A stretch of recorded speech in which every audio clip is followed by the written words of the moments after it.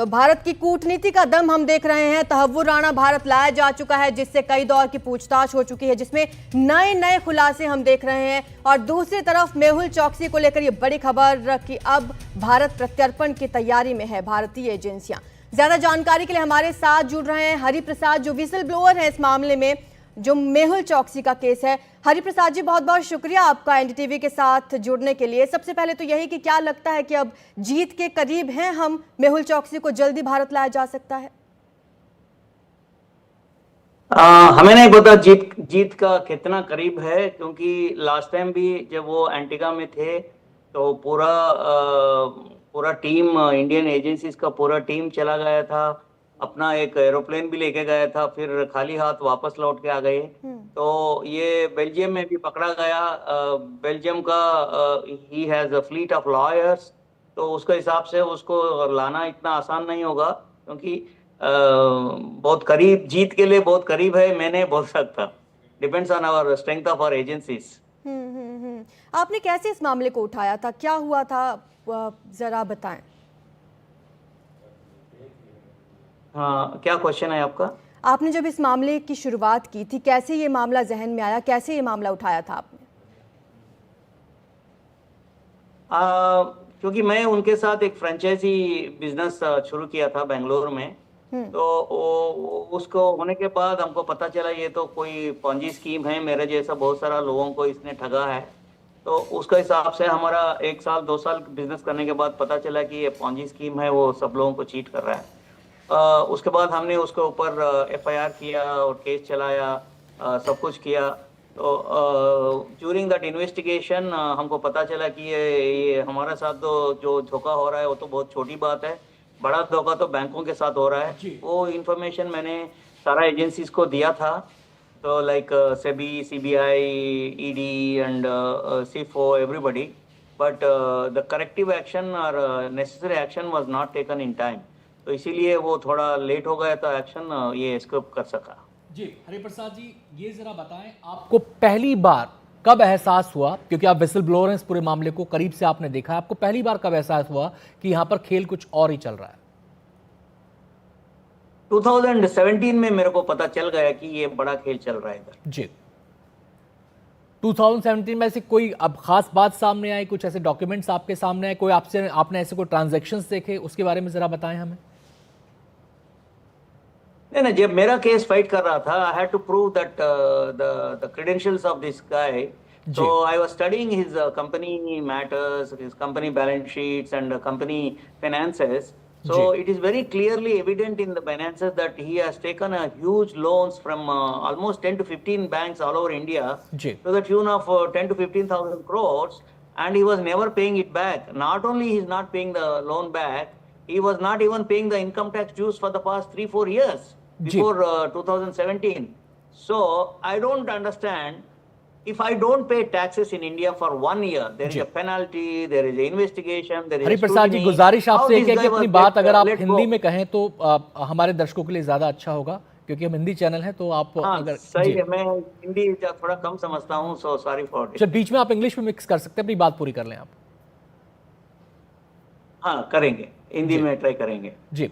तो ये जो पूरा सिलसिला आपने, जब आपने पूरे कागजात को देखा होगा, जब आपको लगा होगा कि यहाँ पर तो बहुत सारा गड़बड़ झाला हो रहा है, ये आदमी लोन पर लोन उठाया जा रहा है, तो इस सिलसिले की शुरुआत कब से हुई, क्या आप इसके बारे में बता पाएंगे?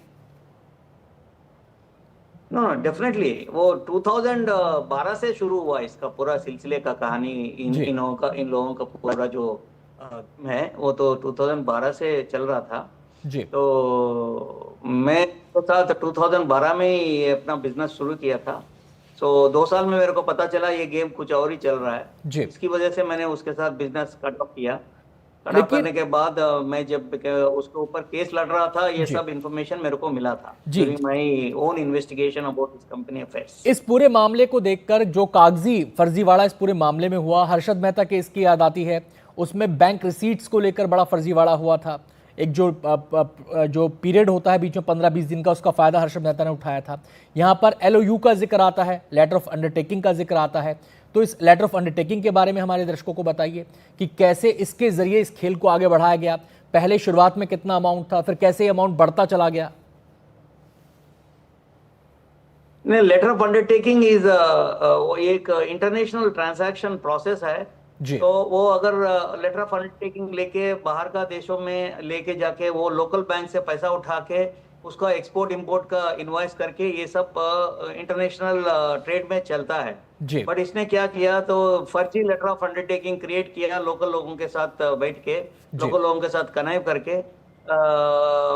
वो जो लेटर ऑफ अंडरटेकिंग इधर से सपोज $100 मिलियन का लेटर ऑफ अंडरटेकिंग पीएनबी से ले लिया, और दूसरा उसका काउंटर ब्रांच यूएस में या दूसरा कंट्री में जाके उसका लेटर ऑफ अंडरटेकिंग लेके DD guarantee that I will pay, DD के हिसाब से वहां जाके पैसा उठाया, फिर वो वापस आया नहीं है।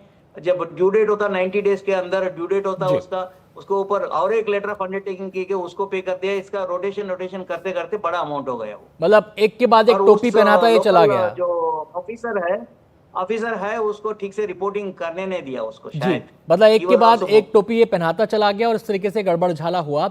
अब आपसे समझना चाहेंगे कि लेटर ऑफ अंडरटेकिंग, अगर कोई आदमी बैंक से लोन उठाता है उसको 50 किस्म के कागज देने पड़ते हैं, 50 किस्म की सिक्योरिटीज देनी पड़ती हैं। जितना अमाउंट इसने उठाया था उसमें भी पूरा प्रोसेस हुआ या नहीं हुआ, यह सब कुछ आंखें मूंद कर चल रहा था काम? ये एग्जैक्टली मेरे को इन्वेस्टिगेशन पता नहीं अंदर का क्या बात हुआ था। जी तो अपना एजेंसी जो है वो लोग इन्वेस्टिगेशन किया होगा, उसके बारे में उनसे पूछना बेटर होगा। मुझे जितना चलिए ज्यादा आप idea एक नहीं है बेसिक बैंक के जानकारी अंदर दे क्या सकते process हैं जी, आप एक बेसिक जानकारी, लेकिन एक जैसे हमें फील होता है, क्या आपको भी लगता है कि बिना मिली भगत के इतना बड़ा पूरा मकड़ जाल बनाना, इतना बड़ा पूरा ये घोटाला करना मुमकिन हो सकता है? बिना मिली भगत किसके साथ? बैंकर्स के साथ, बैंक ऑफिशियल्स के साथ, जो अधिकारी इस लूप में होते हैं उनके Obviously, साथ, जो बिना सिस्टम इस लूप। मिली भगत का बिल्कुल नहीं हो सकता। टॉप टू बॉटम सब लोग इन्वॉल्व होंगे शायद, या I don't know how many people, कितना लोग इन्वॉल्व है इसमें। तो बिना मिली भगत का ऐसा नहीं हो सकता, इम्पॉसिबल। जी तो आपने जिस समय इसको लेकर विसल ब्लो किया, जब आपने इसको लेकर आवाज उठाई, तो आपको रिस्पांस क्या मिला? क्या आपको लगा कि इसके ऊपर कोई एक्शन हो रहा है? क्या आपको लगा कि इसके ऊपर एक सरगर्मी देखी जा रही है, सर्कल्स के अंदर लूप में जो लोग हैं उनके बीच कुछ हलचल हो रही है? फ्रैंकली स्पीकिंग ऐसा हुआ नहीं। जी ऐसा नहीं हुआ, आप ये कह रहे हैं? नहीं हुआ। आपने किन किन लोगों को अप्रोच किया था सर, बता पाएंगे आप उस दौरान? मैंने शुरू में बेंगलुरु पुलिस के थ्रू मैंने एफआईआर किया था। जी उसके बाद उसका अरेस्ट वारंट निकला, वो कोर्ट का प्रोसेस चला। फिर उसके बाद केस को सीआईडी में ट्रांसफर कराया, बेंगलुरु का सीआईडी में। वो लोग भी इन्वेस्टिगेशन किया। फिर ड्यूरिंग वो टाइम पे मैं सेबी को भी लेटर लिखा, सीफो को भी लेटर लिखा, जी। ईडी में भी कंप्लेंट किया और सीबीआई में भी कंप्लेंट लेटर लिखा। बट कहीं से भी कोई पॉजिटिव रेस्पॉन्स नहीं मिला, कोई मेरा एक्शन भी नहीं हुआ। आखिरी सवाल Finally, ये मैंने आदमी पीएमओ को लेटर लिखा। जी जी जी बता, अपनी बात पूरी करें पीएमओ फिर। को जब लेटर लिखा वहां जी। से कुछ सॉरी अपनी बात पूरी करें आप। फाइनली मैंने प्राइम मिनिस्टर ऑफिस को लेटर लिखा था। जी तो वहां से वो लोग I think it will go to some lower level officers, perhaps they did not take it seriously and they sent the letter to ROC, and ROC did not do any investigation. They revealed that there is no case or something like that. They sent a mail, as I don't remember now. जी। So they closed the case.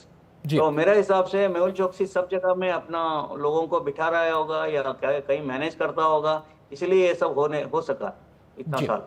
आखिरी सवाल मेरा, ये शख्स 2018 में यहां से भाग गया था, इसको लगातार एजेंसीज ट्रैक कर रही हैं, अब ये बेल्जियम में गिरफ्तार हो चुका है, कोशिशें इसको भारत लाने की कर रही हैं। आप इस समय कैसा फील कर रहे हैं, क्योंकि पहले ही आवाज उठाने वाले आप ही थे? नहीं, हम तो खुशी होते जब वो ऐसा फ्यूजिटिव लोग बाहर से लेके आएंगे उनको। बट ये प्रोसेस इतना आसान नहीं लगता मेरे को, क्योंकि लास्ट टाइम वो अंटिगा में जब थे सारा केस सही था, सारा एक्सट्रेडिशन प्रोसेस भी सही था। हमारा पूरा एजेंसी का पूरा टीम वहां चला गया था, अपना एक प्राइवेट प्लेन लेके गए थे, फिर भी खाली हाथ वापस आ गए। क्यों? अगर इतना स्ट्रेंथ जी। उनके पास है तो ये क्या गारंटी है कि बेल्जियम से उसको वापस लाया जाए। बहुत बहुत शुक्रिया आपका हमसे बातचीत करने के लिए हरिप्रसाद जी, बहुत बहुत शुक्रिया आपका। तो चलिए अब मेहुल चौकसी के वकील विजय अग्रवाल से बात की है हमारे सहयोगी मुकेश सिंह सेंगर ने, वो आपको सुनवाते हैं। मेरे साथ मेहुल चौकसी के वकील, उनसे बात करते हैं। सर, जो मेहुल चौकसी को कब गिरफ्तार किया गया है और किस तरह से आप डिफेंड कर रहे हैं? अच्छा तू कर ले। ये हमारा केस ये है कि जो वहाँ पे एक तो वो फ्लाइट रिस्क नहीं है और अपने इलाज के लिए गए हुए हैं, तो आदमी अपना इलाज कराएगा तो वो फ्लाइट रिस्क कैसे होगा, उनको अपना इलाज कराना है और उनकी मेडिकल कंडीशन बहुत प्रिकेरियस है। ये हमारा डिफेंस है। सर, कब गिरफ्तार किया गया और वो एंटीगुआ से बेल्जियम किस लिए गए थे? सैटरडे को गिरफ्तार किया गया और वो अपने इलाज के लिए गए थे। तो ये है विजय अग्रवाल, जो कि मेहुल चौकसी के वकील हैं, जो बता रहे हैं कि उनको गिरफ्तार कर लिया गया है और उनको डिफेंड किया जाएगा, वहां पर अपील की जाएगी। नई दिल्ली से मुकेश सिंह सेंगर, एनडीटीवी इंडिया।